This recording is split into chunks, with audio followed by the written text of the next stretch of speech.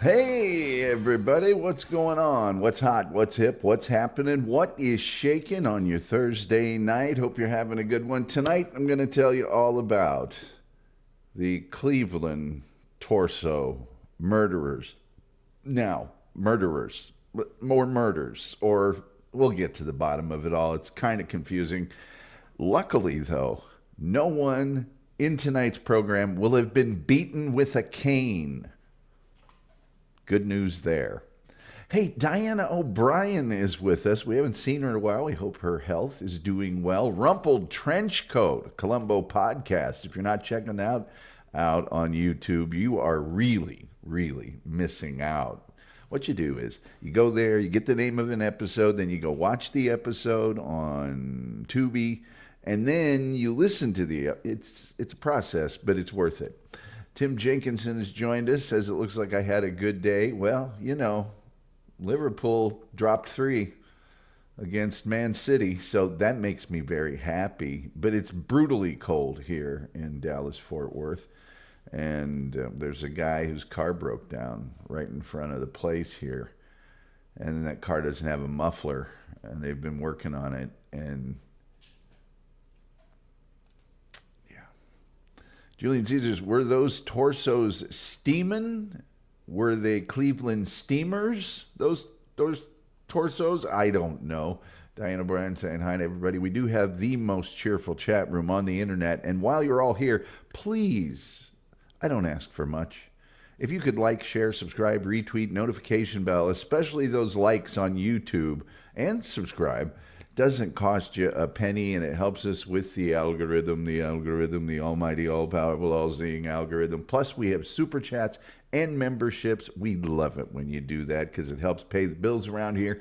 And last but not least, turn on those gifted memberships because some very generous, kind, benevolent, good-hearted people will gift. They'll just give away a membership. Just toss one into the wind. You might just be the person who gets it, and then you get access to that exclusive members-only content that we do on the weekend. It's pretty much material that I'm too scared to put out there in the open on the internet. Wow, a lot of comments here. Coach Mike Rodick says, finally made it for the opening credits. Well, again, good to have you here for the opening credits, Coach. People saying hi. People saying hi. Hello to the people in the chat. Oh, hey, Tom.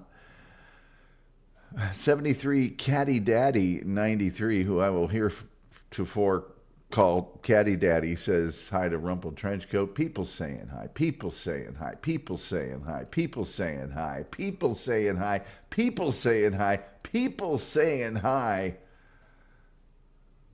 Gilman wants the Eagles to repeat. Dupa says we can only dream. Rumpled Trenchcoat says hi. Tim Jenkinson says, oh, yeah, Arsenal are only 8 points behind with a game in hand. We are closing the gap. When is the live show, Rich? Oh, yes, that's information we all would like to know. I want to see that end-of-season award show. And anytime we can see Rich's partner in crime, well, it's just a good day for us all. Bright, sunny. Well, all of the people on that show have these just dazzling smiles that beguile and rapture the audience as much as the information on the Columbo podcast with Rumpled Trenchcoat. And I think people saying hi, if I didn't get that one there too. So last night we talked about Eliot Ness. We, in passing, mentioned that Eliot Ness was in charge of a bunch of stuff in Cleveland. He was the safety director, and as such, had an involvement in investigating what had become known as the Cleveland torso murders. And the person that they think did this was known as the Cleveland torso murderer, which I think is good for consistency's sake. Also known as the Mad Butcher of Kingsbury Run, which mad, clearly, if you're leaving torsos, you're mad, angry, disgruntled Butcher of Kingsbury Run, just didn't have the same ring to it. And I got some bad news right up front. This was an unidentified serial killer who was active in Cleveland, Ohio in the 1930s. And the killings, 13 known victims, were sort of characterized by the dismemberment. Dismemberment, you see, was the main connecting factor. And then disposed of the bodies in the poverty-stricken neighborhood of Kingsbury Run. Most of the victims came from an area east of Kingsbury Run, which isn't that always the way, called the Roaring Third, or my favorite, Hobo Jungle. Yeah, Hobo Jungle. And it was known for bars and gambling and brothels, and vagrants. Yeah, vagrants. You don't hear vagrant that much anymore, but yes, vagrants. Now, despite what I will describe in a second, an intensive manhunt, search, investigation to catch this guy or gal, let's not, me too, that was led at one time by Eliot Ness. Yeah, they never found this person. I will tell you about two of the leading, in fact, pretty much the only suspects a little later on. The good news is, and this is great news, that last year in 2024, the Cuyahoga County Medical Examiner's Office teamed up. They teamed up in a team, like, the Avengers, to exhume some of the victims and use the DNA technology that we have right now to identify them.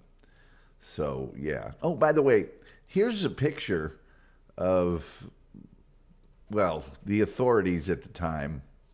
And I think it's great that back in the 30s, the authorities would either wear a tie or a suspender, and caps were optional, but most people wore caps.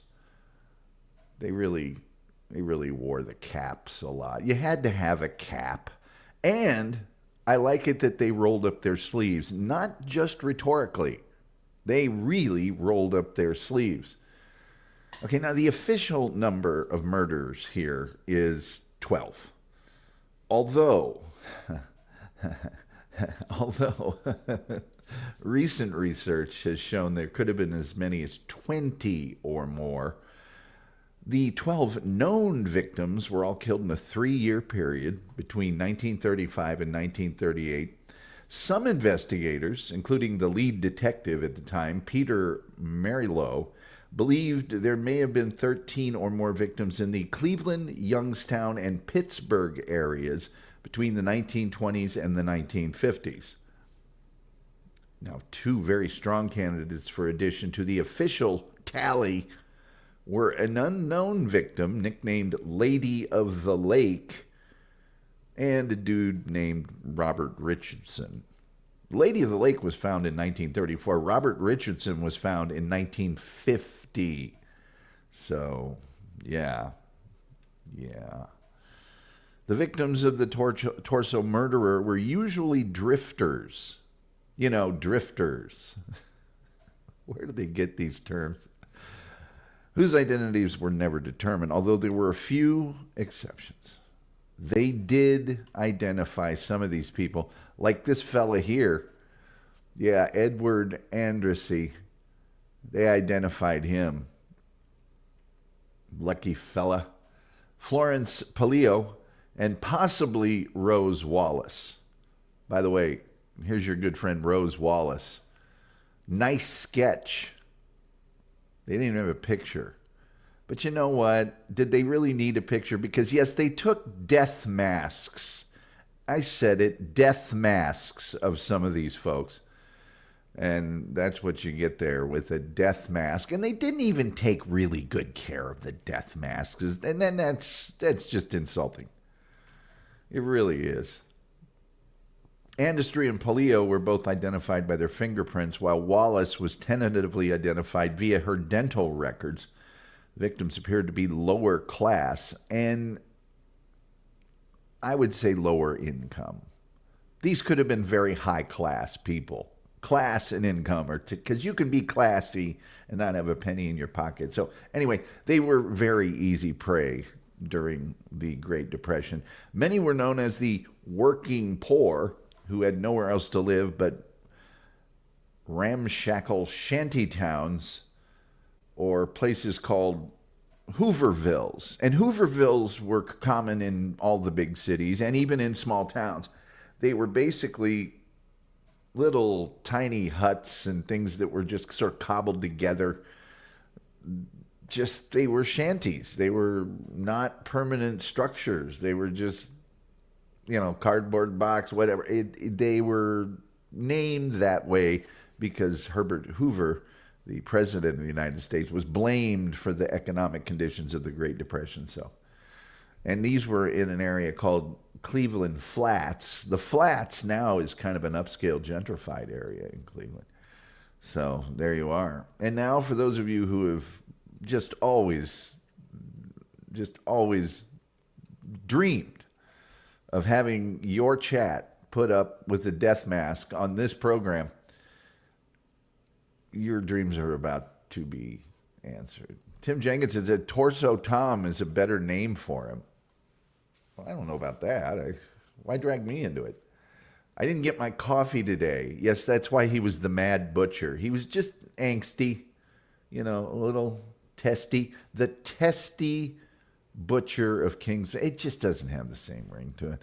Metal Maid Vicky's here. She says, hello to everyone. Metal Maid Vicky's Metal Euphoria can be heard on SonicAsylumRadio.com from 3 p.m. to 8 p.m. every Saturday to satisfy all your heavy metal and musical needs over there with our good friends at Sonic Asylum Radio.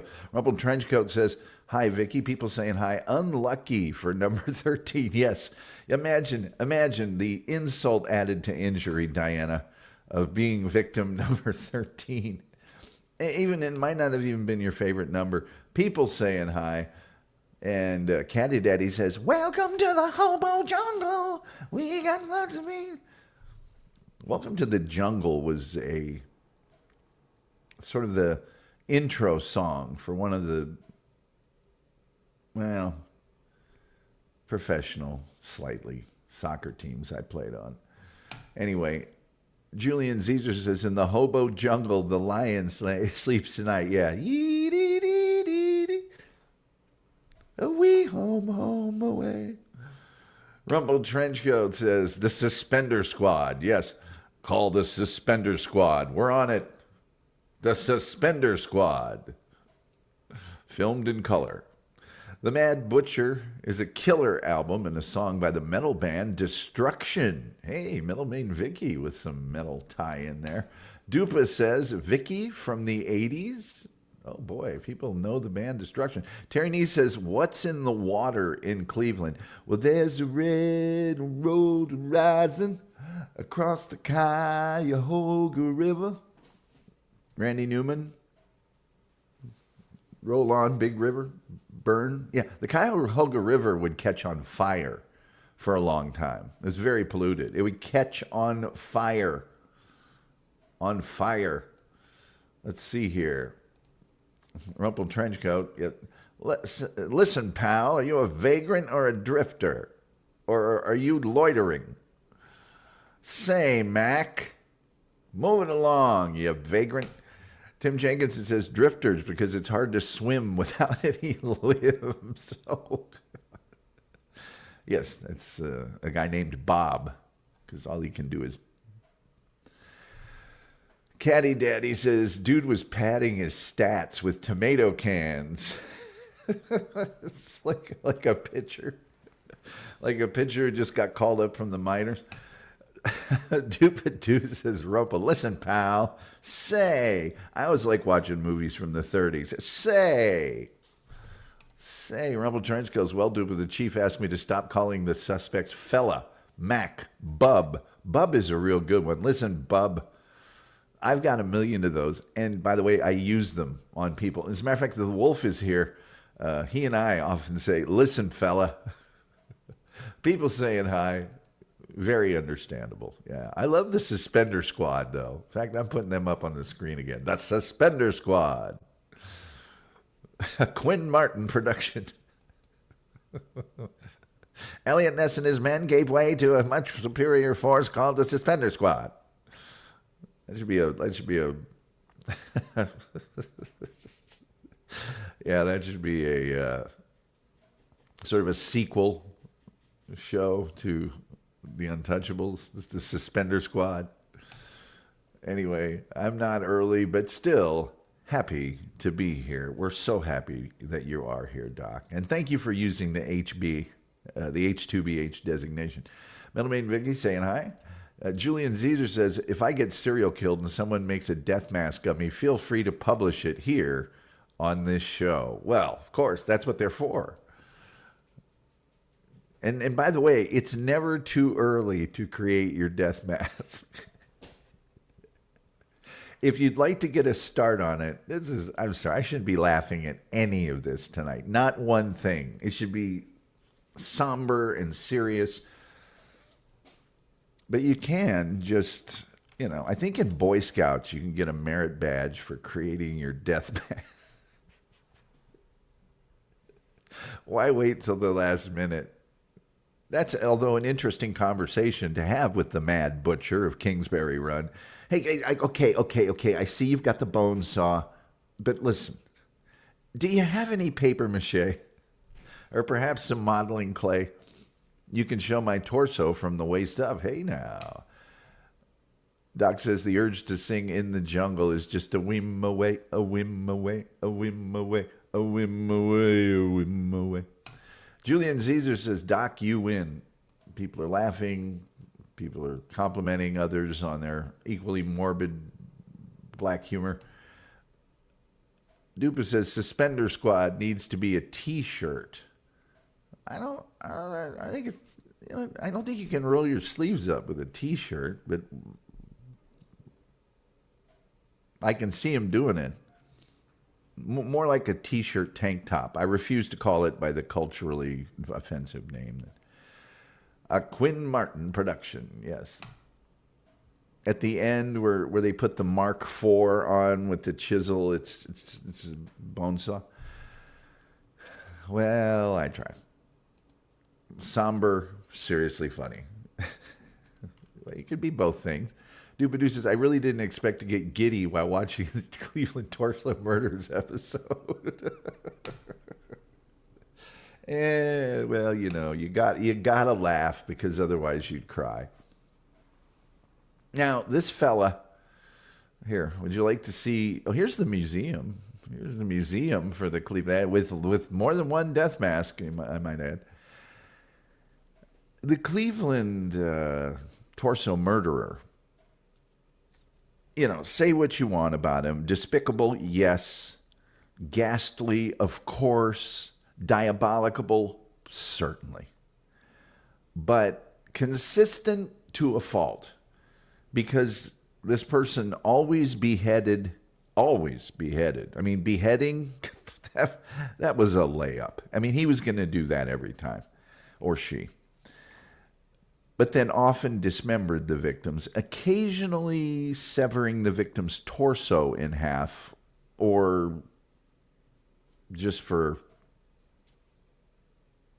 a diversion, just to kill the boredom, no pun intended, severing their appendages.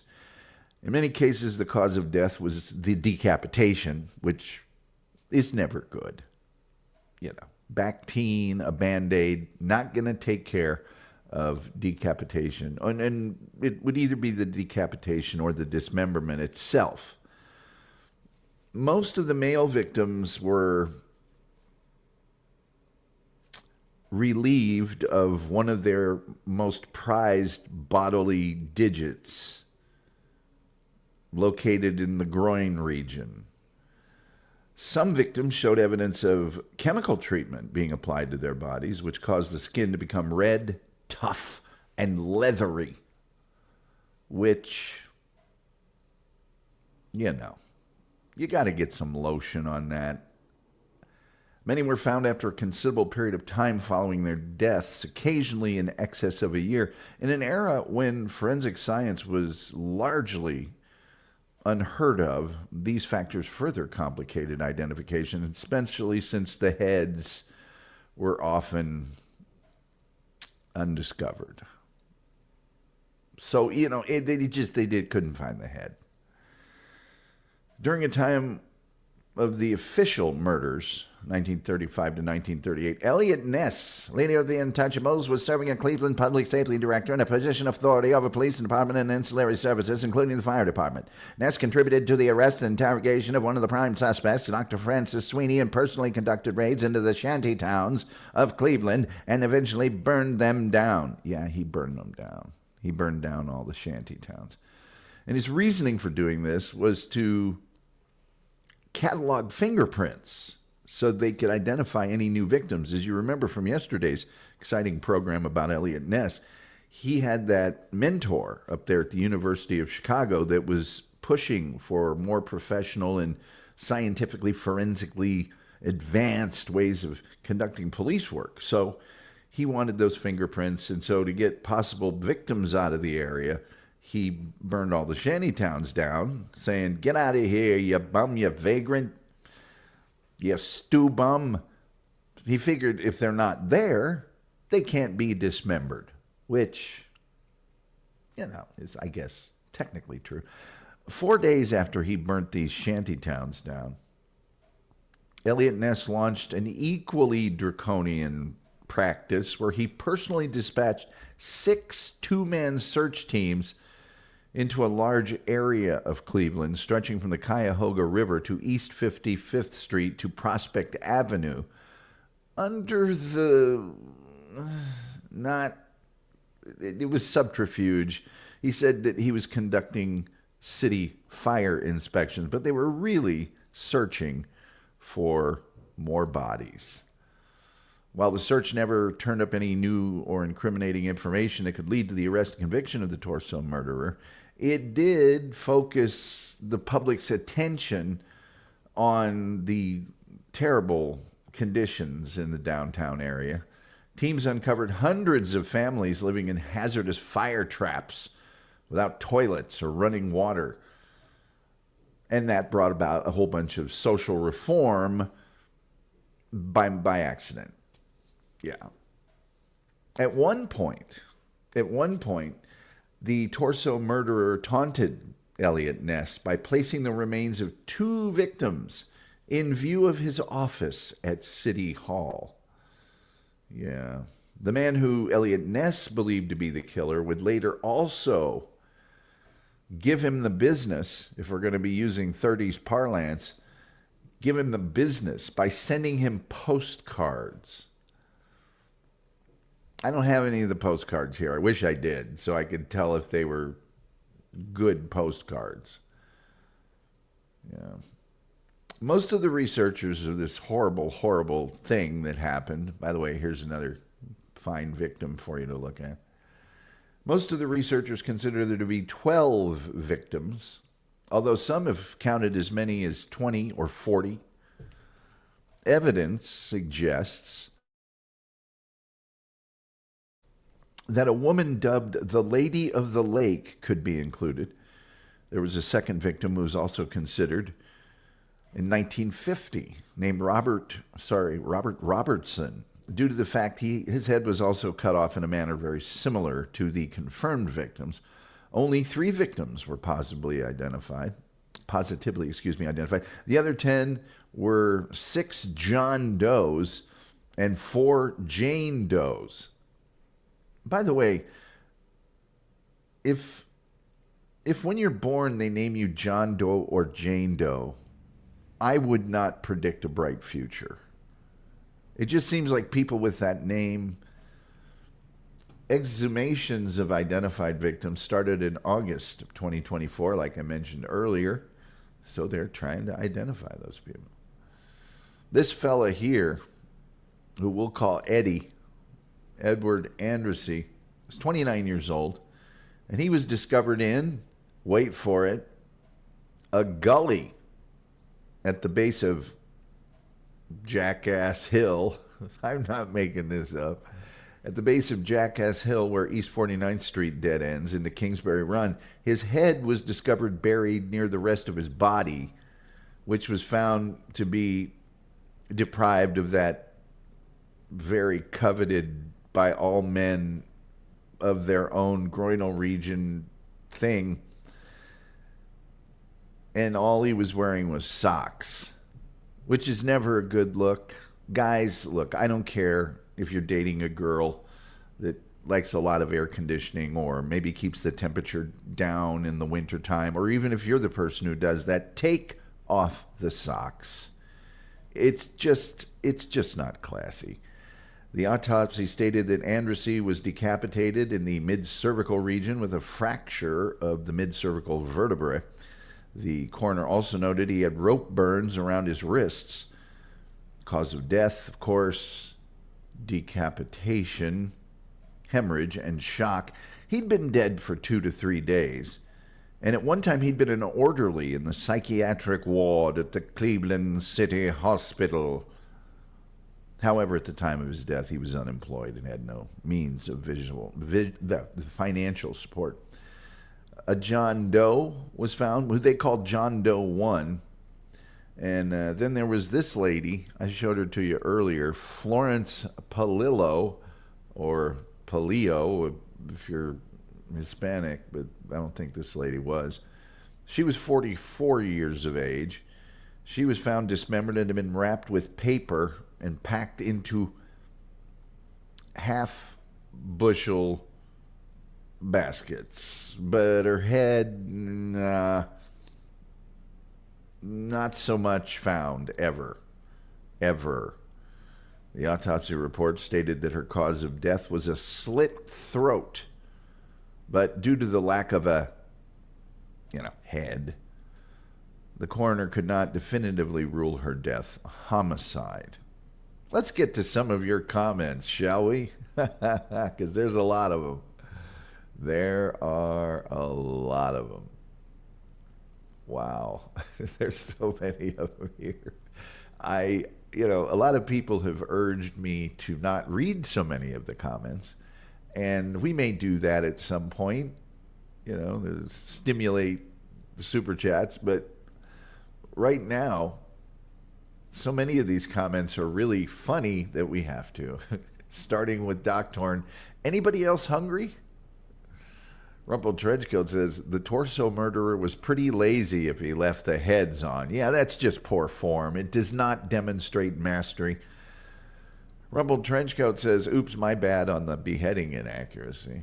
Doc says, if they made a death mask of my face, it could double as an All Hallows Eve mask.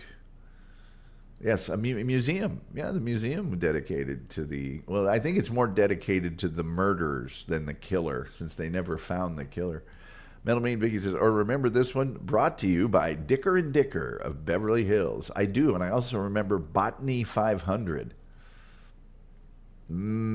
People bacon. Julian Caesar says investigators, rather than using the cliched name John Doe for the victims, merely referred to them as Matt.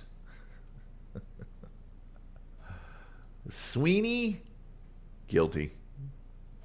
Funky Bronco says, Doc, how are you today, my crazy Cajun friend? Okay. And he loves it when the Doc calls in.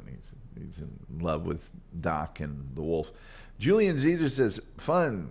What's up? People saying hi. Rumble Trenchcoat says, so he wanted to save their lives by burning down their houses and leaving them completely homeless. Yes. It's what we call, in psychology, tough love. Doc says, I'm doing okay. Hard day at work. Julian says, you can live without a toilet and without running water, but it's hard to live without both. And even more difficult when you don't have a head. That makes it even more difficult. Funky Bronco says, crack open a frosty beer for me right now and raise it up high in my honor. Well, I think you're doing that well enough on your own, Funky Bronco. Doc says, Lady of the Lake, didn't she give King Arthur Excalibur? Yes, clad in shimmering semite. Metal Meat and Vicky says, so wait, were the heads ever found, or were just the decapitated bodies found? Well, it varied from victim to victim. It just varied. It went from thing to thing and person to person, and it was one of those deals. Just some, yes, a little column A, little column B. Doc says, how about I raise a horn of mead? Okay, here we go. Okay, one head found. So his mast was cut down. Yes, his dude waiver was removed. Funky Bronco says, thank you, Doc. Coach Mike Rodick says, well, you see, Tom, the term John Doe comes from, well, oh, maybe it could be another show. Yes, it should be its own show. He lost his ability to count to 11. Julian Caesar, yes. Or 21 if you've got your shoes off. Caddy Daddy says he went from head shrinker to head remover. Yes, quite a guy, quite a guy. Hey, well, would you like to meet somebody else? Of course you would. Of course you would. This is John Doe number 2, also known as the Tattooed Man. The Tattooed Man, yeah. And his decapitated torso was found in June of 1936 between New York Central and Nickel Plate Road tracks, railroad tracks, next to an old freight shed in front of the Nickel Plate Road Police Building. His head was found near the Shaker Heights Rapid Transit tracks. His body was nude but unmutilated and found only about 1,500 feet away from the head. There was no blood on the ground, indicating he had been killed elsewhere. A railroad worker testified that the head was not in the vicinity at 3 p.m. Hey, look, boss, he wasn't there at 3 p.m. I checked. An eyewitness described seeing a late model Cadillac close to the crime scene at about 11 o'clock that same night. The physical evidence of the decapitation suggested it had been done while the victim was alive. And the autopsy report stated that the body was drained of blood.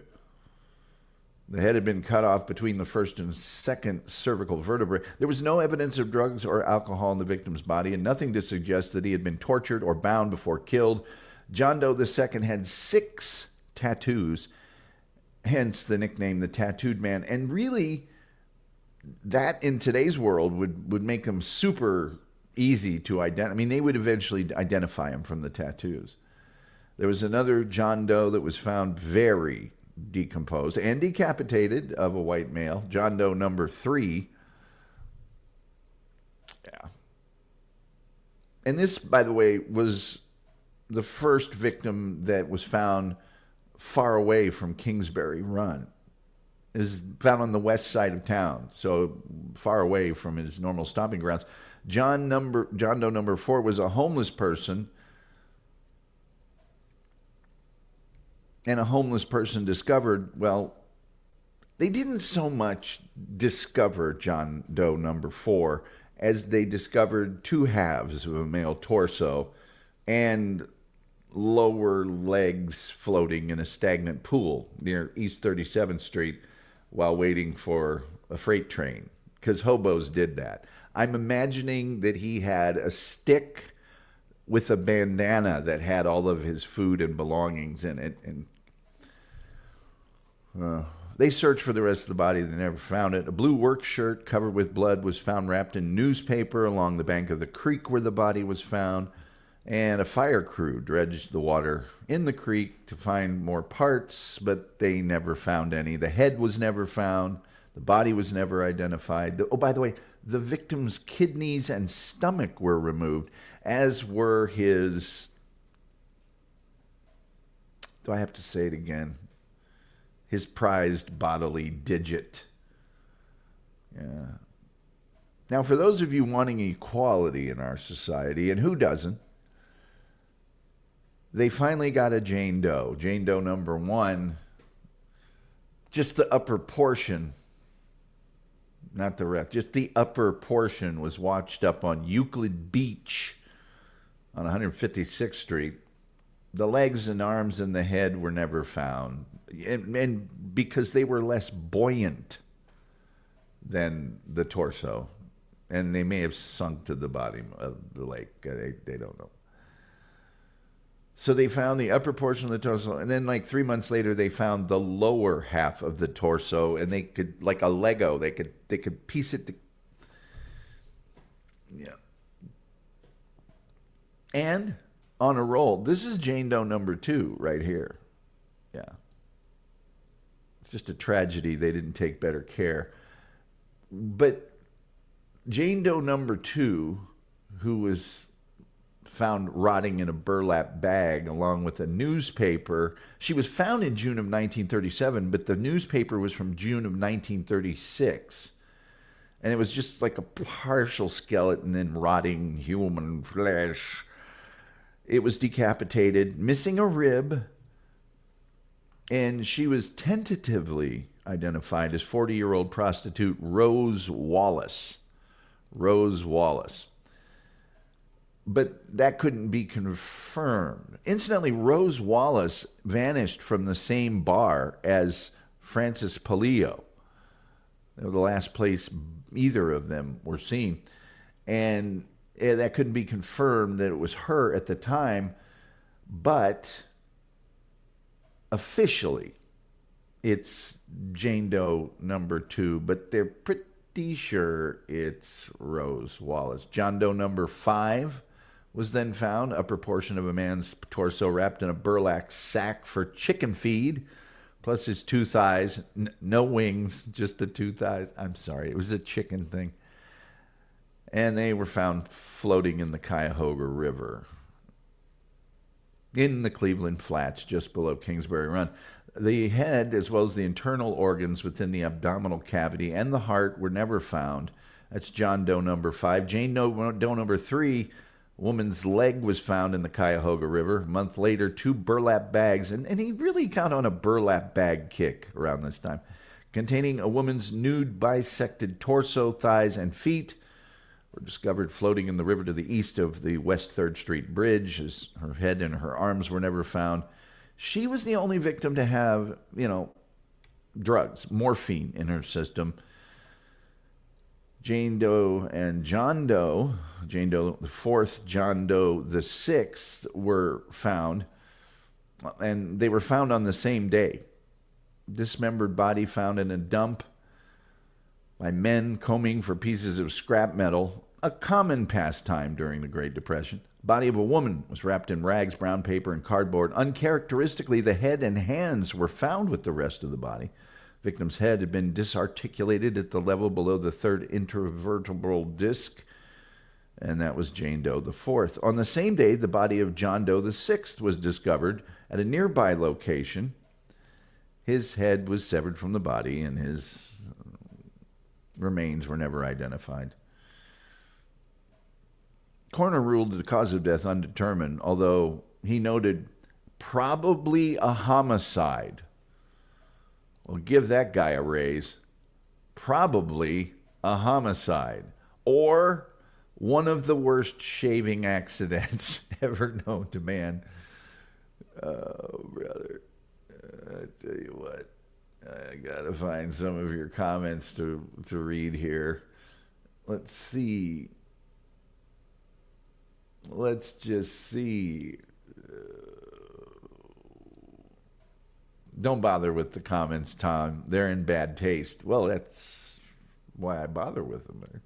Doc says, guess she will never get ahead in life. Well, some cases they didn't get behind in life either. Rebel Trenchcoat says, no head means definitive homicide. That seems a little silly. Well, she doesn't have a head. Clearly, natural causes. Yes, it's a really, really hard sneeze. Metalman Vicky says, I think reading the comments enhances the show. Good engagement. Well, yeah. Sometimes you can't. Sometimes there's too many. Agreed. Tattooed Man is a callback to the Fantasy Island episode, Decapitation. Decapitation. The plane. Purple Trenchcoat says Kolchak would have figured this out. Oh, he would have had it figured out after 3 or 4. Kolchak would have been all over this. Metalman Vicky says, can you just imagine finding someone's head? Bad enough finding a decapitated body, but just a head is worse. Yeah, it is. It is worse. People are laughing. Rumpled and agreed about Kolchak. I'm surprised they didn't call the killer Queen of Hearts. Or King of Hearts, let's not be sexist. Rumple Trenchcoat says, kidneys removed. Is this a Jack the Ripper crossover episode or a Jeffrey Dahmer? It's hard to say. Dupa says, Vicky, my husband agrees about finding the head unless you're out looking for the head. Then he asked me if I was watching Tom Gulley. You're talking seven head, yeah, ingrown toenail, yeah, haggis. You got to be watching Tom Gulley.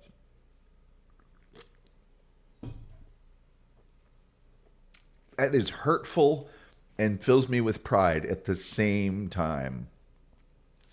I hope I don't lose my. I hope I don't get big-headed. Did he greet his victims with "Hello, Clarice"? No, but sometimes when he would, like the two bodies were together, he did say "quid pro quo." Eliot Ness. Dupa, he knows you well. That is kind of funny. Rose Wallace says, "Nah, man, I'm pretty far from okay."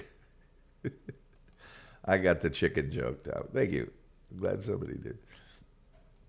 Rumpled Trenchcoat, what a generous guy, and what a great member here in our chat. He is gifted 5 Tom Gulley Show memberships. I don't know who gets them because I'm not watching YouTube, but I hope people that are worthy get them. I always hope that worthy people get them. And, of course, for those 5 gifted memberships, Rumpled Trenchcoat will receive the point, the highest and most coveted honor one can be bestowed with here on the Tom Gulley Show. And, of course, we're removing the banner. He gets the full point. And if you really want to, on this one occasion, you can imagine that I'm pointing at a decapitated torso. The point. Rumpled Trenchcoat, thank you so much for all your generosity and support. It's very, very, very much appreciated. Dupa says, Looney Tunes Critic is now a member. Well, it's about damn time. It's about doggone time. Let's brighten up the place and get a death mask up here. I love the Suspender Squad so much. I want to put him back up there.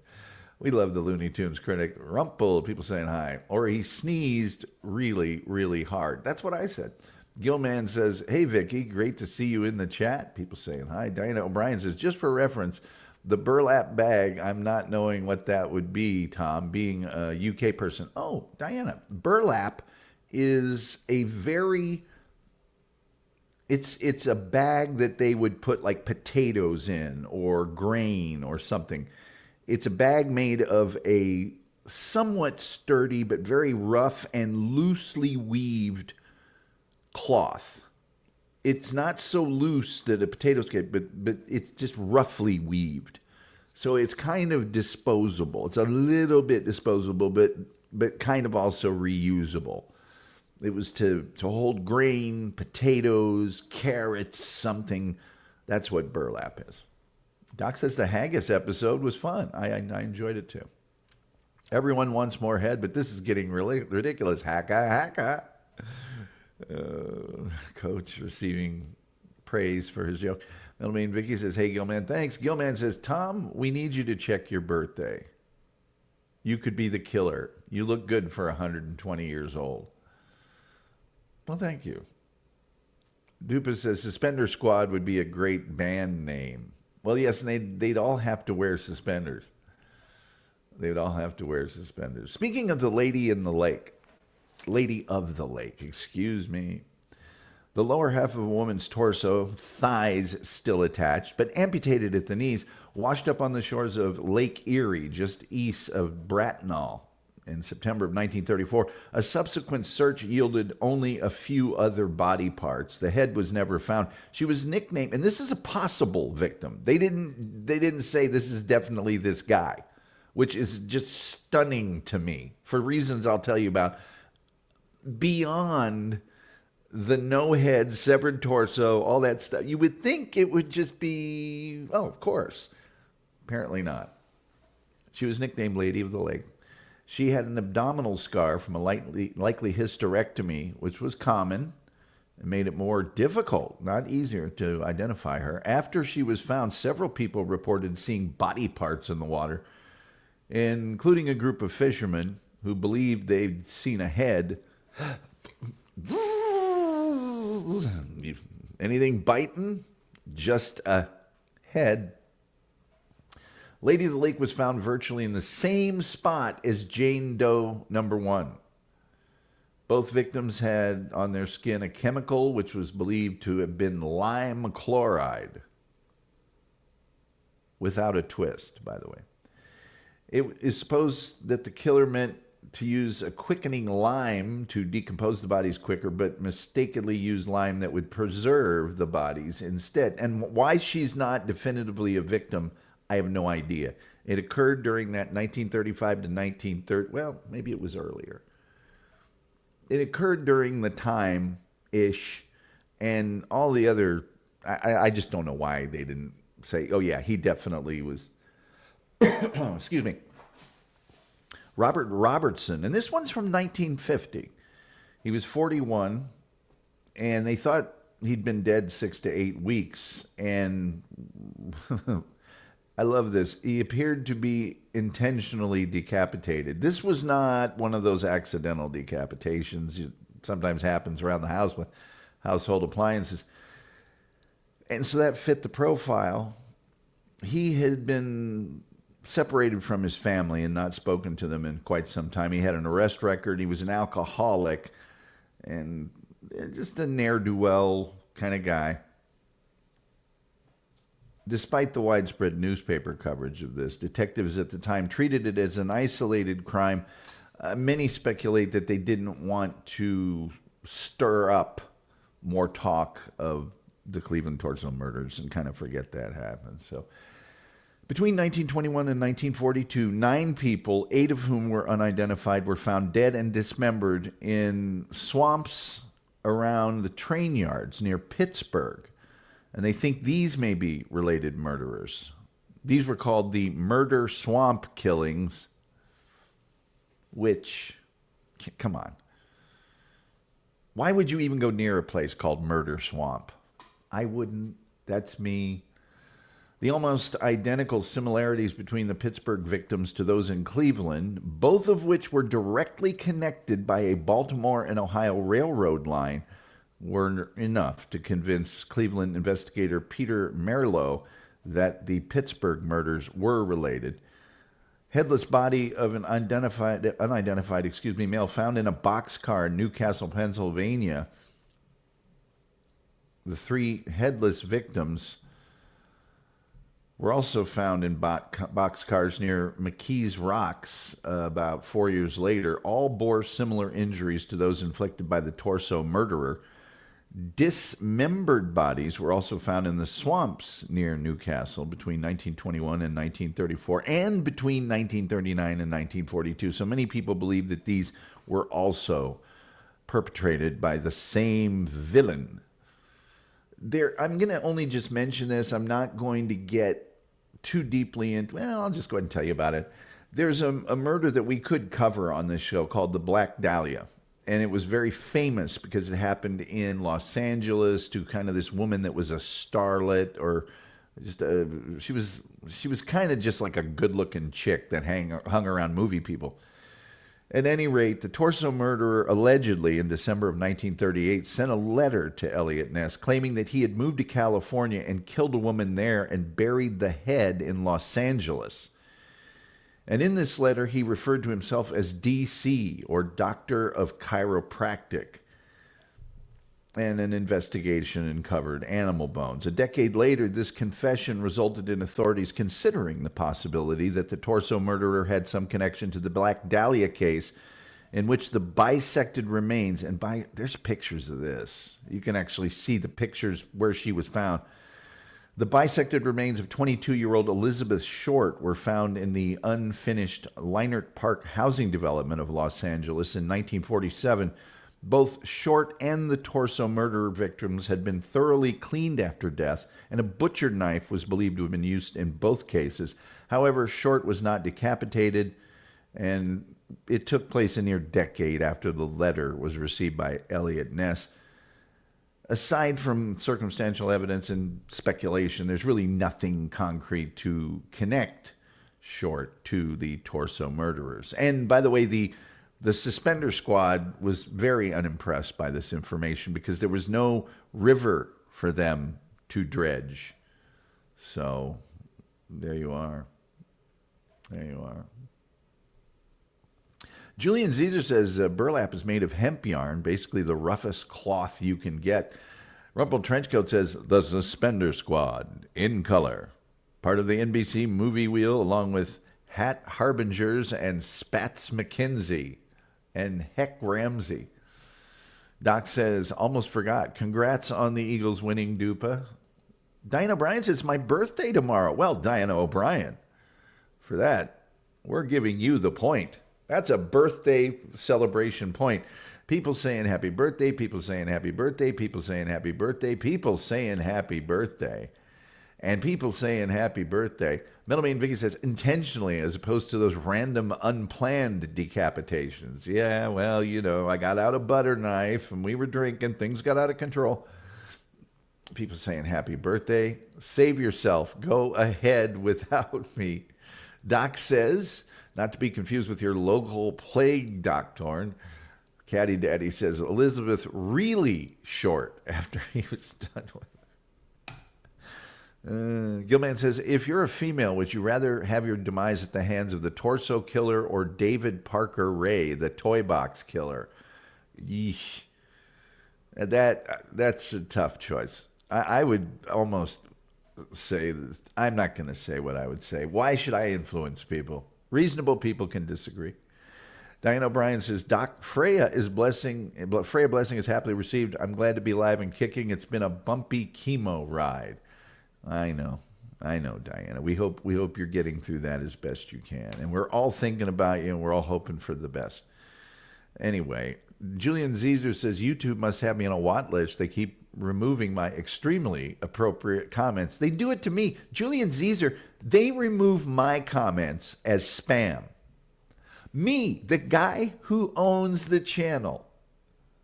During the opening of the show sometimes, it'll say you've made too many comments. It's like, I should be able to make as many. I own the channel. Anyway. Now, I bet you're wondering, did they ever find any suspects? Or did they even ever suspect anyone? Well, it wasn't for lack of trying. Authorities interrogated around 9,100 people during the search to find the Torso murderer. But there were only two main suspects, Frank Dolezal and Francis Sweeney. Yeah. On October 24th, 1939, a 52-year-old Cleveland resident named Frank Dolezal, who actually died on August 24th, 1939. Wait a minute. August 24th, 1939, this guy at one point lived with polio.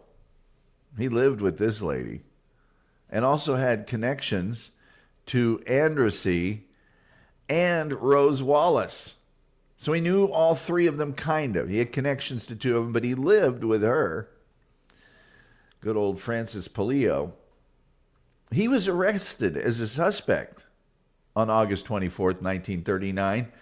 His date of death is August 24th, 1939. Gee, what happened? Well, he died under suspicious circumstances in the Cuyahoga County Jail while in the custody of Sheriff Martin O'Donnell.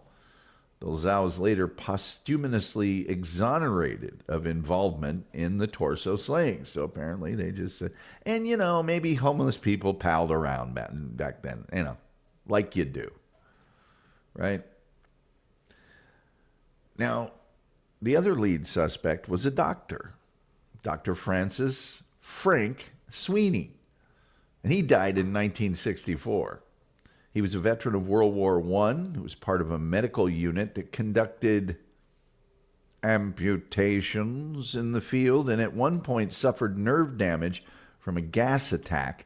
After the war, Sweeney became an alcoholic due to pathological anxiety and depression because of his wartime experiences.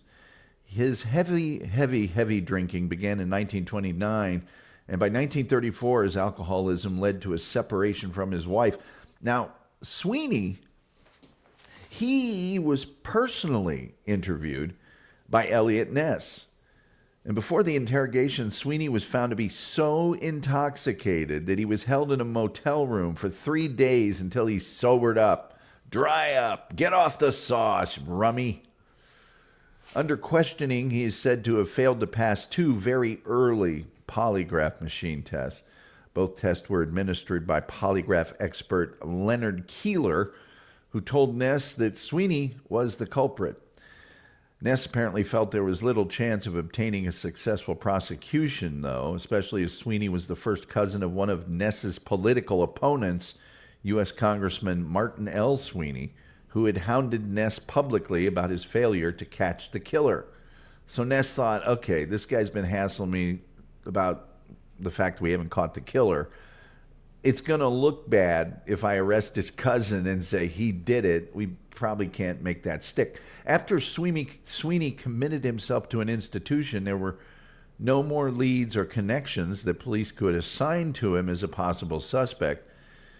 But from his confinement, Sweeney sent threatening postcards and harassed Ness and his family into the 1950s. The postcards only stopped arriving after his death. Sweeney died in a veterans hospital in Dayton, Ohio in 1964.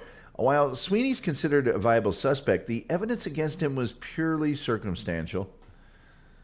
He was a surgical resident at a hospital in the Kingsbury Run area. He had an office on the same street address where a man named Emil Fronek, normally I wouldn't mention the guy's name, but Emil Fronek is kind of...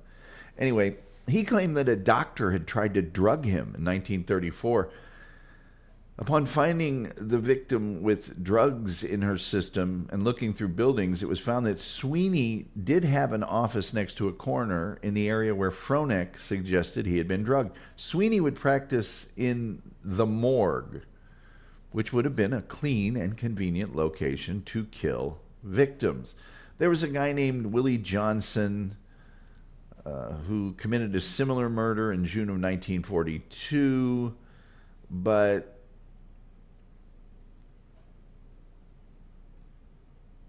they didn't really have enough to connect him to these murders. In 1997, there was a theory postulated that there may have been no single torso murderer and that the killings could have been committed by different people. This was based on the assumption that the autopsy results were inconclusive. That lead investigator, Peter Merlo, believed that the torso murderer could have been a transient who was riding the rails. That's why I'm riding the rails. Woo, woo. Anyway, as most of the murders occurred near railroad tracks, and he believed this is why there were murders in other states that were similar to the Cleveland killings. Merlo also went undercover as a hobo to investigate this idea, which meant he had to get the hat, he had to get the, roughed up jacket, and then the stick with the bandana that had all of his food in it. There was a movie made called The Kingsbury Run in 2018, which was based on a modern copycat of these. The murderers and the hunt for the perpetrators were also covered in an episode of Unsolved Mysteries. Why, I don't know, because it was 60 years after this all happened. And there was an award-winning graphic novel called Torso that tells about the hunt for the killer by Eliot Ness. There is a couple fictional accounts of this that were written in books. The American Demon, written by author Daniel Stashower, details the murders and the subsequent investigation by Eliot Ness. And there is a tabletop role-playing game called Trail of the Cthulhu, inspired by the works of horror writer H.P. Lovecraft, which H.P. might make a good topic for a show someday. And the introductory adventure in the first edition is based on the Torso murders. And there are so many notes to this. I could do another show just on the notes of what's found in the police reports, but That's really all I have to tell you this evening about the Cleveland torso murders. And now, to your gentle comments. Let's see here. What do we got? Wow. There's another happy birthday for Diana O'Brien. Let's put the Suspender Squad back up here. It's a little more cheerful. Hey, boys, get the Suspender Squad.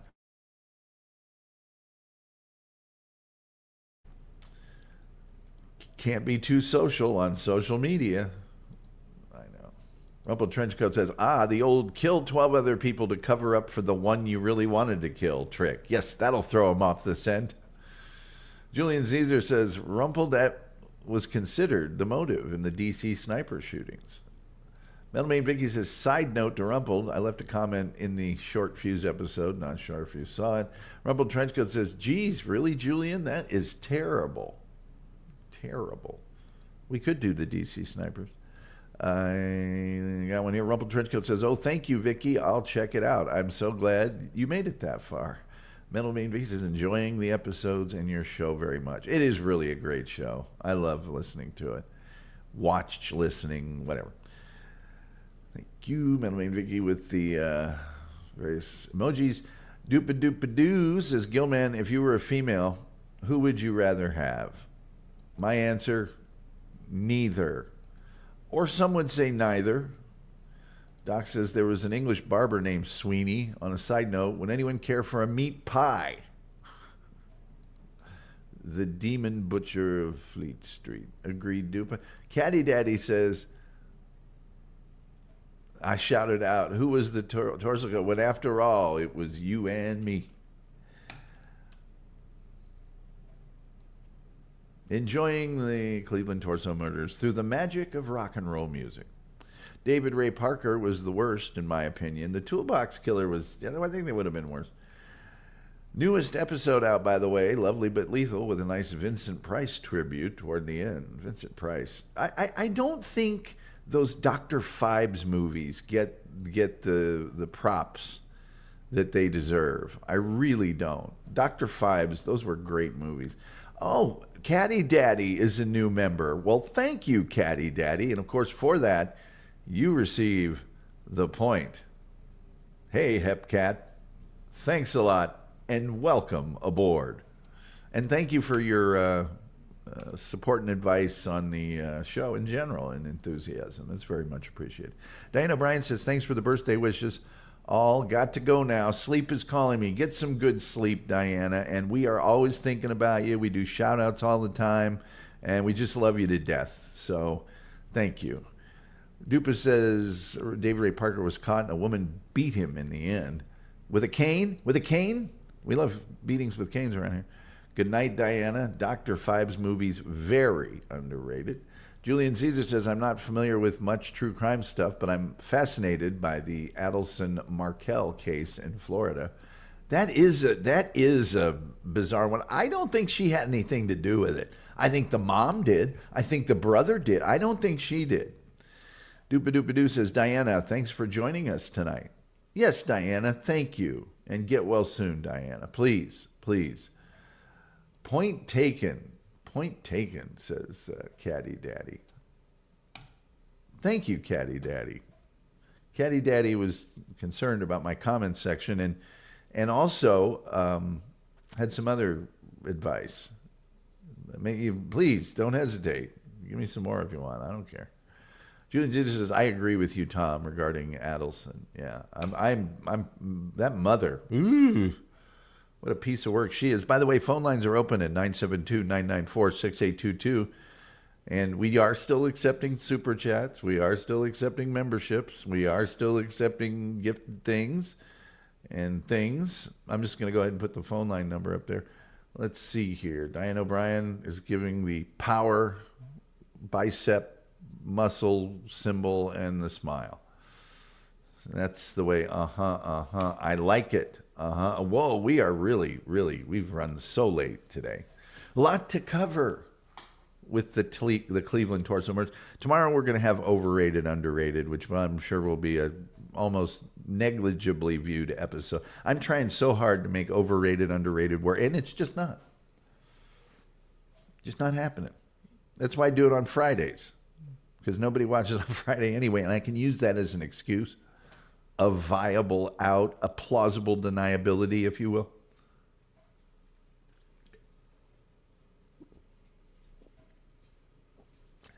Duba says, keep nipping at the heels, Diana. Rumble Trenchcoat says, I still can't believe that guy killed so many people with a torso. You mean by using a torso or that had a torso?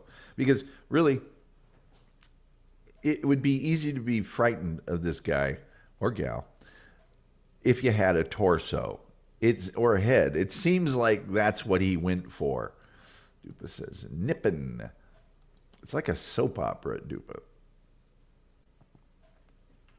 Oh, yeah, the Adelson Markel case. Yes, it is like a soap opera. Check into it, Duper. There's plenty of YouTube videos about it. And it's still ongoing, if I'm not mistaken. Yes, it is. Not cooking gumbo? Overrated. I got to say that Adelson case, man, they are trying as hard as they can. Some people down there in Florida, they are trying so hard to drag her into it. I mean, so hard. And they just can't. She, I think she's a lawyer, isn't she? She's just like right from the start was like, search the house, search everything I have, look at my bank, right, whatever. She's been totally forthcoming, even in the questioning, because there's been 2 or 3 different legal proceedings in that one. I just don't think she had anything to do with it. I think the mother and the brother did big time, but I don't think she did. I don't think she did. Anyway,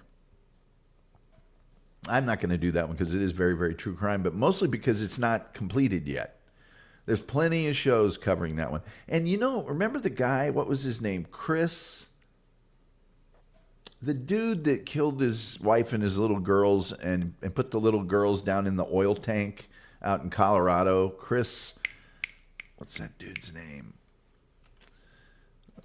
Let's see.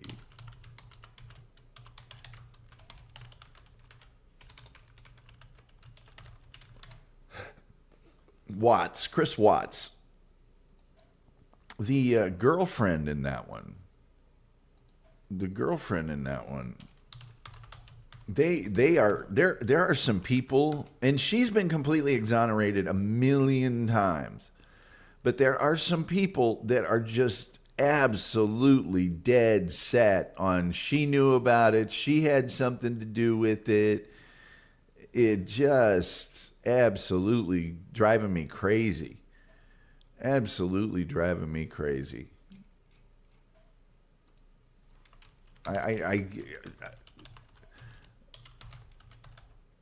This one podcast showed that she had some sort of drinking related arrest, but not conviction, and it was all suspicious and all this other stuff. And Nicole Kessinger, I think she's changed her name. I'm pretty sure she's changed her name. That this guy is all, something's going on there. It's something strange. And it's like, well, if you look at the arrest report that you yourself put online, it shows a BAC of 0. The reason that she wasn't convicted or charged or anything, they took her blood and she had no alcohol in her system whatsoever. And they're bending over backwards trying to do anything they can to make her a part of this. And it's like, what's going on? Not Peterson, Chris Watts. Yes, that was fascinating because of the femme fatale. And by the way, Nicole Kessinger, she gets the point as well from Tom Gulley. She also receives the point. Chris D'Elia. Well, it could have been, perhaps. Watts' his name yet? What's his name again? No, Doc. What's the name of the killer on Second Doe? Say what? Nicole Kissinger literally got into the witness protection program somehow. Yeah, I mean, she was just being tormented and hounded by all these people that, these over moralistic people and I think she knew about the wife, but he was telling her that he was going to divorce her and they were separated. And for crying out loud, she went out to his parents' house with the kids for like 6 weeks or even longer. They didn't see each other for forever. That's a pretty amazing story because he used to be a fat guy. And then he lost a ton of weight and got in super good shape. The wife did kind of the opposite thing. And the wife was also kind of successful on her own. He was sort of successful, but the wife apparently was a huge spender. They overbought on their house. She was just constantly buying stuff. And anyway, long story short of it is, he's evil for doing that and doubly evil for doing it to the kids. The opening in that oil tank, it was so small. And the one kid asking him if he was going to do the same thing to her that she watched him do to her sister. It's horrible, horrible, horrible. But this Kissinger chick was just a hottie. And he was all buffed and worked out. And they were just carrying on. And now people want to make her pay. There's got to be a punishment for her. And I just think it's ludicrous. It's the Amber Fry thing all over again. Caddy Daddy joined us tonight. Welcome. One of us. You have been assimilated into the collective. There you go. What are you asking me for, Rumble? Let's see. Yillman says the Metal Queen is here, and I have to ask her thoughts on the Stones and Beatles getting Grammys. I think the Grammys are worthless now. Why? Why should they not get Grammys? You know what I have a bigger problem with, Gilman? I have a much bigger problem with Warren Zevon, again, not getting into the Rock and Roll Hall of Fame. That's really chapping me. And I refuse to recognize the legitimacy of that organization until he does. Rumble Trenchcoat says, I don't know. Wait, he's on third base. Who gets his paycheck? Every penny of it. Well, he's earned it. How do we get on third base? I think the Grammys awards are crap. Well, they are. They're completely controlled by the record producers. And it's done for financial reasons. It's not done for any other reason. I mean, Milli Vanilli won Grammys. Julian Caesar says, those two true crime cases, Adelson's and Kissinger Watts, are the only two I'm familiar with. But they're doozies. They are. They are real doozies. And the Watts one is particularly interesting because they've got so much video. They've got the police body cams. She was an everyday streamer for that health product she sold or whatever. There's a lot of video there. Another one, if anybody is interested in true crime and they like podcasts, not what I'm doing here, but a podcast, an audio podcast, go to thecoldpodcast.com. Thecoldpodcast.com. I'll put it in the chat. That's the Susan Powell, Josh Powell case, where she's not been ever found. He took the kids, apparently, out into this blizzard. It's a weird story, but that's another one where they have tons of audio because he used to audio journal. So did she. Both of them video journaled. And they also kept journals. And this guy worked on it for 3 years. And it is, there's so many twists and turns, so many amazing things. And then Josh Powell ended up when DCS, dropped off the kids one time. He slammed the door in her face, set the house on fire, and hatcheted the kids. It's awful, awful ending of that story. Tomorrow. So who's pitching? Torsos in the Rock and Roll Hall of Fame. The two great Cleveland travesties. I agree. Let's see. Tomorrow. I also think the Rock and Roll Hall of Fame is crap too. Yeah. Maybe Warren needs some lawyers, guns, and money to get him inducted. Maybe. Maybe. That could be true. I know if he was still around, he wouldn't be saying, poor, poor, pitiful me. That I do know. Melamine Vicky says, although he might get in, might get animated about it. He was, after all, an excitable boy. Neither are Scottish. They're not Scottish. The Cold Podcast. Check it out. And check out the first season. I haven't checked out any of the other seasons. I think they have more now. But there's also video and maps and various images and things that are associated with it on the website. But that thing will really draw you in. Dupa says, brother's back at home with his Beatles and his Stones. We never got off that Revolution stuff. Yeah. I don't know why it's bad for the Beatles and the Stones to get a Grammy. They're giving them to everybody. I shouldn't think of it. Hall of Fame is crap. No Iron Maiden. Great tune, Dupa. I love the Beatles and Stones, but that song rocks. All the Young Dudes by my good friend, Mr. Ian Hunter. And Mott the Hoople. Julian Zeter says, I just read Extreme Punishment by Stephen Epstein about the Adelson case. And I read Ruth Markle's book. That mother just seems like a real bitter, vindictive woman. Didn't somebody say the phone lines are open? They are. I'm going to close them in a second, though, because I got to get out of here. A Caddy Daddy says, for a second, I thought you were talking about the Susan Powder case where she stopped the insanity. You got to breathe. You got to eat. You got to move. Caddy, that is funny. Did Warren Zevon have brucellosis? No, he did not have brucellosis. Nice pull on the Zevon. Oh, I'm a huge Warren Zevon. I could have gotten into the Envoy and a certain girl. What's her name? I can't tell you. Yeah, there's a lot of good ones. Iron Maiden isn't in the hall. Hey, so Warren Zevon, if you go to Music Vault, I think it's called Music Vault maybe, but there's an entire Warren Zevon concert from like 1982 that's incredible.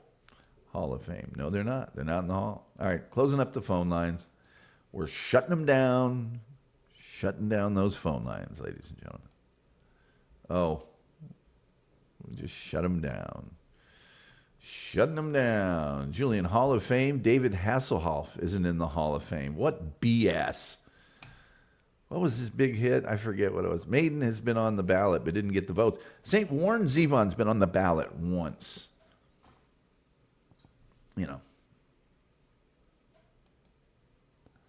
The Hoff for the Hall. Hello, folks. Hey, the Wolf is here.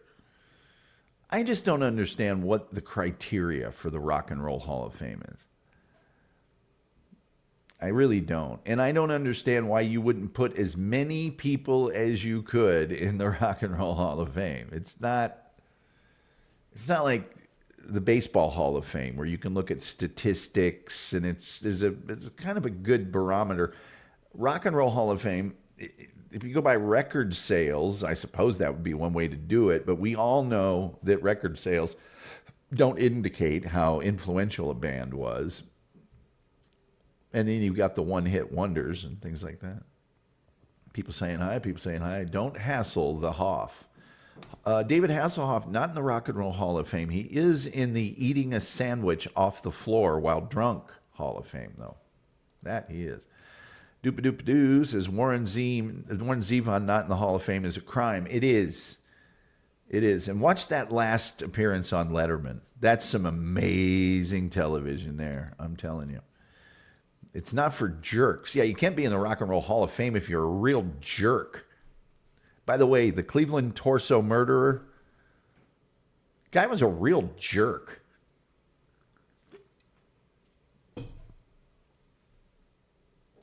Let's see here. I got to watch the literal video of the Hoff's version of Hooked on a Feeling. Hysterical. I love literal videos. Have you ever seen Pat Boone do Smoke on the Water? It's hilarious. Zevon made Letterman cry. Zevon also gave David Letterman his guitar after that show. Apparently, after the show, Letterman and Zevon went into like the little dressing room there, and Letterman was in there for quite a while. When he came out, he had Warren Zevon's guitar. Warren Zevon said during that show, David Letterman's the best friend my music's ever had. So, let's see here. The best way to eat a burger. Enjoy every sandwich. I've seen that Zevon Letterman, the last appearance, quite touching. It's incredible because Zevon is just so open about what's going on with him and everything else. And the 3 music performances are amazing too. Now, David Letterman requested Roland the Headless Thompson Gunner, but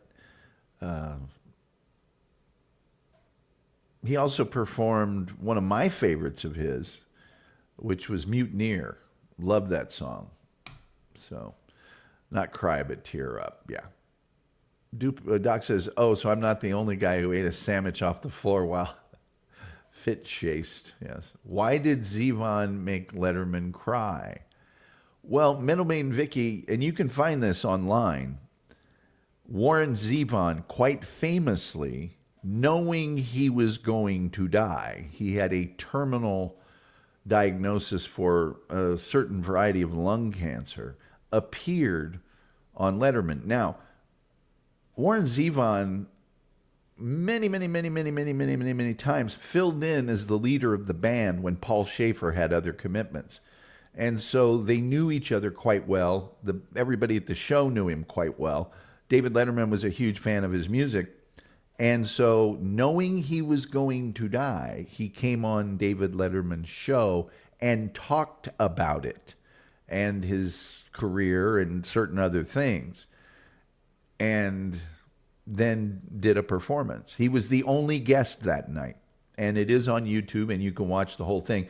And that's when Letterman, we Warren Zevon freaks have a saying that is a quote by Warren Zevon, and it comes from that interview. David Letterman asked him, in your situation that you're in now, do you maybe know something that I don't know or the people in the audience don't know? And Zevon quite famously responded, well, I know you're supposed to enjoy every sandwich, which means get the most joy out of life you possibly can at all times. And so it's an amazing appearance. It really, really is. I highly recommend it. I won't spoiler any more of it for you. That Zevon Letterman appearance was excellent, says Caddy Daddy. Keep Me in Your Heart is such a beautiful song. Yes, it is. And that's off of his last album, which is called The Wind. And it has some of the biggest stars ever. And again, he knew he was not going to be around when that album was made. And so did everyone else. Springsteen, Jackson Browne, Tom, all the rest of them. They knew that was his last track. And just watch the interview. It'll say all the things I was just about to say. Gilman said it took Rush forever to get in, and I loved Alec Lifeson's speech. Caddy Daddy says, metal, he was public about dying and wrote an album about it. Yeah. Doc says, are the werewolves still in London? I hope so. I don't want them over here. Metal Maiden Vicky says, I didn't know he would fill in for Paul sometimes. Oh, all the time. Yeah, all the time. The Wolf says, I've never been to London. Well, you should go. Keep Me in Your Heart for a Little While. Yeah, that's a great song. I will have to check it out. I recommend that you check it out immediately after this show, and I'm not joking.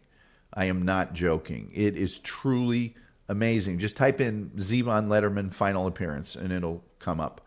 Several, probably, versions of it will come up, but watch the long one. Doc says, will somebody call Aku and tell him his weather is drunk in the front yard? That might be kind of difficult. Julian Zitter says, not to change the subject too much, but Queen's last album was made when Freddie knew he was dying, but he didn't go public like Warren Zevon did. Yeah. Well, they might have been for reasons of stigma at the time for what Freddie was dying from, as opposed to Warren. But I respect both things. Norm Macdonald didn't say a word. Other people are more vocal about it. I think Alex Trebek announced his at a certain point. Hey, man, everybody gets to be their own press agent at that point. Not everybody gets to pick whether they get to tell people. I think most people, it just happens, so who knows? But yeah, check all that stuff out. Check all that stuff out. But that, I from time, and by the way, there's a VH1 documentary as well about Warren Zevon in his last days, and he participated in the documentary. So it's really good too. Oh wait, Doc says both were a huge loss to music. Metalman Vicky says one of my Pi Alpha Nu fraternity brothers was on Letterman once when we were in college. Letterman pulled Rich up on stage to talk about his grades, and Letterman called Richie's mom. Classic stuff. I was on Letterman. In the crowd. You can see me in the crowd. First time I ever went. Vicky, how fun. Fun stuff. Good stuff. Weird, wild stuff. Hey, we'd like to thank tonight our good friends Rumpled Treadcoat for those 5 gifted memberships. I hope worthy people got them, because some people subscribe to the show that hate my guts. I don't like it when they get free memberships. Caddy Daddy has become a member of the program. Thank you so much, Caddy Daddy. We very much appreciate that. Let's see here. We got another comment. Does Vicky have a podcast? Metal Maiden Vicky? Well, it's not really a podcast, but she has a show.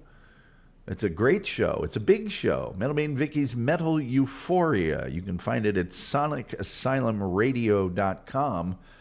3 p.m. to 8 p.m. Eastern Time every Saturday, wherever fine metal music and other music is sold.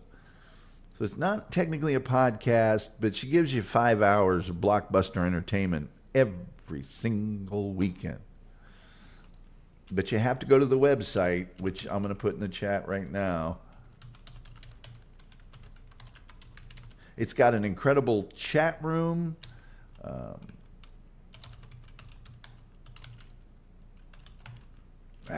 Not 34 p.m. 8 p.m. East. You got to go there. It's on her YouTube channel as well. But I recommend that you go to, I have my internet radio show, my YouTube channel, and I recommend that you go here, SonicAsylumRadio.com, Saturdays from 3 p.m. to 8 p.m. Eastern. They have a thing on their website, and I think really Facebook or YouTube or StreamYard should allow this. I guess it would be YouTube that would have to allow it. Her chat allows the ability to go to any site where you can get GIFs. I'm not calling them GIFs, GIFs. Or you can go to Gifly or some of the GIF sites and grab the URL for it. And then if you put that in the chat, it'll put that GIF in there. And it's really fun. Her chat room is really, really, really fun. Do a podcast, Vicky. Get monetized. Hey now. Get monetized. Get yourself monetized. Well, the problem with doing things here on YouTube and getting monetized is Metal Maiden Vicky plays a lot of stuff. I don't know whether her site has the ASCAP and BMI royalty thing going on or not. They play so much independent stuff that they're allowed to play that if you did some of that, I'm not saying all, and she would know better than I. Please don't let me talk out of turn here, Vicky, but they will nail you for that. They will nail you for that. Caddy says, I'm with Tom. It's GIF, not GIF. Metal Maiden Vicky says, Gilman, I'm trying to revitalize my YouTube. Now, you can pay for the digital license to stream music with ASCAP and BMI. I think it's $700 a year, or it's $700 for each. I mean, it's, or you can get something like Live 365, which is also on a website. It's not on YouTube. It's difficult to have a music channel on YouTube. We'll put it that way. It just is. And you run into the problem that even if you've licensed it, still you'll get copyright notices and stuff. Some friends of mine have tried it, and they're like, look, I just gave up because I went and got the licenses. I followed their instructions, but then they wouldn't let me do it. Choosy Mothers choose GIF. Yeah. If the founder wanted GIF, he should have said it 30 years ago. Exactly. Why did he dummy up for 30 years? Anyway, hey, I'm looking at that old clock on the wall, and it says, like the river now green. It's time for me to get up on out of here. You don't have to go home, but you can't stay here. Thank you so much for being here tonight and every night that you guys show up. Tomorrow night, overrated, underrated, and wait here. The interviews I'm posting, I've had to cut out the music and edit. Driving me crazy, but I don't want to get flagged. Yeah, it sucks. It totally sucks.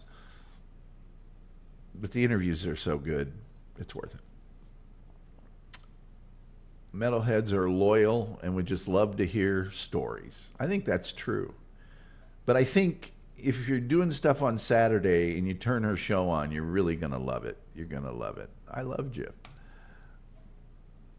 But with all that being said, I think the only thing left to say is, till next time, we'll see you next time. And why isn't that giving me any sound?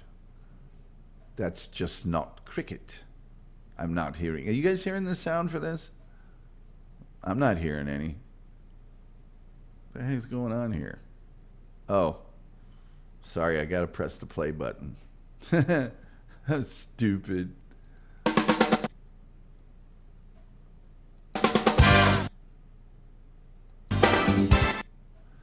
Look, let's just start this whole thing over again. I was so smove on the way out, and then all of a sudden, all right. Till next time. We'll see you next time.